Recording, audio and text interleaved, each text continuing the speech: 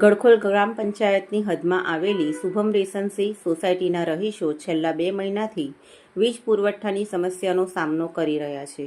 સોસાયટીમાં વીજ પુરવઠો સતત અવરજવર રહે છે. મેઇન પાવરનું વીજ વાયર વારંવાર તૂટી જાય છે. નવા વાયર નાખ્યા છતાં તે પણ 10થી 15 મિનિટની અંદર ફરીથી બળી ગયો છે. ત્યારે આવી સ્થિતિને કારણે મોટી દુર્ઘટના થવાની પૂરી શક્યતા છે, જેની સંપૂર્ણ જવાબદારી વીજ કંપનીની રહેશે.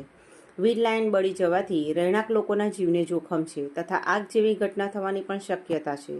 ત્યારે તાત્કાલિક સોસાયટીમાં પૂર્ણ ચકાસણી કરવામાં આવે અને વીજ પુરવઠો નિયમિત કરવામાં આવે અને જવાબદાર કર્મચારીઓ સામે જરૂરી કાર્યવાહી કરવામાં આવે તેવી માંગ કરી છે. शुभम रेजेंसी राजपीपला रोड गढ़खोल में अंकलेश्वर शैलेंद्र प्रभा सिंह सोसाइटी के पूर्व चेयरमैन बोल रहा हूँ। यहाँ 2 महीने से लाइट का प्रॉब्लम चल रहा है।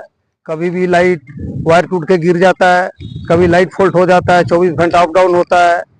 कोई भी जीवी वाले बराबर ध्यान देते नहीं है। 50 कॉल करने के बाद भी कोई जीवी वाले आ नहीं रहे हैं। कल रात से 11 बजे से या 12 बजे जो भी गिरा हुआ है वायर ऐसे ही पड़ा हुआ है। आज हम लोग जीबी में गए तो 11 बजे आके जोड़ गए, आधे घंटे के बाद फिर फॉल्ट है। अभी लाइट चालू है, कोई मर गया, कुछ होगा जवाबदारी जीवी वाले का होगा।